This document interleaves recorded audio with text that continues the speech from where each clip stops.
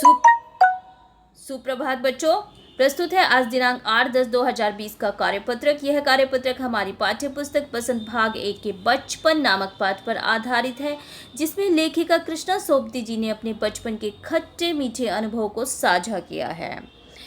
तो बच्चों, आइए पढ़ते हैं आज का कार्यपत्रक। पिछले कार्यपत्रकों में हमने जाना कि लेखिका कृष्णा सोबती के बचपन और आपके बचपन में बहुत कुछ बदल चुका है। जैसे कुल्फी आइसक्रीम हो गई है तो कचौड़ी समोसा पेटीज में बदल गया है। तो आइए बच्चों, अब पढ़ते हैं आगे।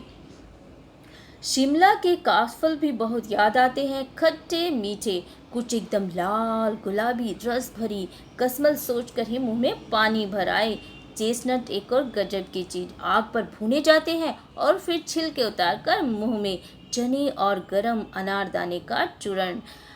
चने और गरम की पुड़िया जो तब थी वह अब भी नजर आती है। पुराने कागजों से बनी हुई इस पुड़िया में निरा हाथ का कमाल है। नीचे से तिरछी लपेटते हुए ऊपर से इतनी चौड़ी कि चने आसानी से हथेली पर पहुंच जाए। एक वक्त था जब फिल्म का गाना, कौन सा गाना, आइए देखें एक बार। चना चूर गरम बाबू में लाया मजेदार, ये वाला गाना जो था चना जोर गरम, उन दिनों स्कूल के हर बच्चे को आता था। कुछ बच्चे पुड़िया पर तेज मसाला बुरकवाते। पूरा गिरजा मैदान घूमने तक यह पुड़िया चलती। एक एक चना पापड़ी मुंह में डालने और कदम उठाने में एक खासी लय रफ्तार थी। छुटपन में हमने शिमला रेंज पर घूमते हुए बड़े मजे किए, घोड़ों की सवारी की। शिमला के हर बच्चे को कभी न कभी यह मौका मिल ही जाता था। हम जाने क्यों घोड़ों की कुछ कमतर करके आंकते थे, उन पर हंसते थे। ननिहाल के घोड़े खूब हष्ट पुष्ट और खूबसूरत थे, उनकी बात फिर कभी करेंगे। शाम को रंग बिरंगे गुब्बारे, सामने जाकू का पहाड़, ऊंचा चर्च और चर्च की घंटियां बजती तो दूर दूर तक उनकी गूंज फैल जाती। लगता इसके संगीत से प्रभु यीशु स्वयं कुछ कह रहे हो। सामने आकाश पर सूर्यास्त हो रहा है, गुलाबी सुनहरी धारियां नीली आसमान पर फैल रही हैं। दूर दूर फैले पहाड़ों के मुखड़े गहराने लगे और देखते देखते बत्तियां टिमटिमाने लगी। रिज पर की रौनक और माल की दुकानों की चमक के भी क्या कहने। स्कैंडल पॉइंट की भीड़ से उभरता कोलाहल। तो बच्चों, आज हमने पढ़ा ये गद्यांश, और इस गद्यांश पर आधारित कुछ प्रश्नों के उत्तर हमें देने हैं। तो देखते हैं पहला प्रश्न क्या है। तो पहला प्रश्न है बच्चों कि लेखिका के बचपन में स्कूल के हर बच्चे को फिल्म का कौन सा गाना आता था। तो अभी हमने पढ़ा और उस गाने को हमने देखा भी, चिन्हित भी किया था, और वह गाना था कि चना जोर गरम बाबू में लाया मजेदार। तो आइए बच्चों, अगला प्रश्न देख लेते हैं। और अगला प्रश्न है कि शिमला में लेखिका ने बचपन में कौन कौन से मजे किए। तो लेखिका ने शिमला में बहुत बड़े मजे किए। वहाँ उन्होंने घोड़ों की सवारी की। उन घोड़ों को देखकर वह हंसा करती थी, क्योंकि उनके ननिहाल में घोड़े जो है बड़े हष्ट पुष्ट और खूबसूरत थे। शाम को रंग बिरंगे गुब्बारे, जाकू के पहाड़ पर गूंजती चर्च की घंटियां सबको आकर्षित करती थी। अंधेरा होने के बाद बत्तियों की रोशनी में रिज की रौनक देखते ही बनती थी, और लेखिका इन सब का मजा लेती रहती थी। तो आइए पढ़ते हैं तीसरा प्रश्न। तीसरा प्रश्न है कि हमारे देश में तरह तरह के भोजन प्रचलित है। अपने मित्र, भाई बहन या माता पिता से बातचीत करके किन्हीं 10 भोजनों के नाम लिखे। तो बच्चों, आपने भी बहुत तरह तरह के भोजन किए होंगे। हाँ, ये अलग बात है कि आप ये नहीं जानते होंगे कि कौन सा भोजन, कौन सा खाना किस प्रांत से जुड़ा हुआ है। तो आइए इस पर एक चर्चा कर लेते हैं, एक मज़ेदार, लज्जतदार और रस भरी चर्चा। तो मैं आपको बता देती हूँ कि पंजाब में साग और मक्का की रोटी बड़े शौक से खाई जाती है। तो गुजरात में ढोकला बड़े चाव से खाया जाता है। महाराष्ट्र में बड़ा पाव के लोग बड़े ही शौकीन हैं।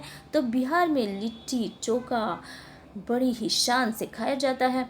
राजस्थान में दाल बाटी चूरमा बड़े शौक से लोग खाते हैं। तो पश्चिम बंगाल में रसभरी दोई और रसगुल्ला को लोग चटकारे लेकर खाते हैं। तो आंध्र प्रदेश की बिरयानी के लोग शौकीन हैं।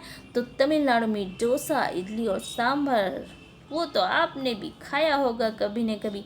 और जयपुर के घेवर को भी आपने चखा ही होगा। हाँ, कभी तो आपने खाया होगा। उत्तर प्रदेश के पराठे आपने भी ज़रूर खाए होंगे। तरह तरह के पराठे, आलू, गोभी, मेथी, प्याज, तरह तरह के पराठे। हाँ, मैं भी खाती हूँ, आपने भी ज़रूर खाए होंगे। तो जम्मू कश्मीर के दम आलू, जो कि बहुत ही फेमस है, आपने भी खाए होंगे। तो बच्चों, अगला प्रश्न देख लेते हैं जल्दी से। अगला प्रश्न है कि पाठ में कागज की पुड़िया बनाने का तरीका बताया गया है। पुराने कागज में ऐसी ही पुड़िया बनाओ। इस पुड़िया में आप क्या क्या रख सकते हैं, सोच कर लिखिए।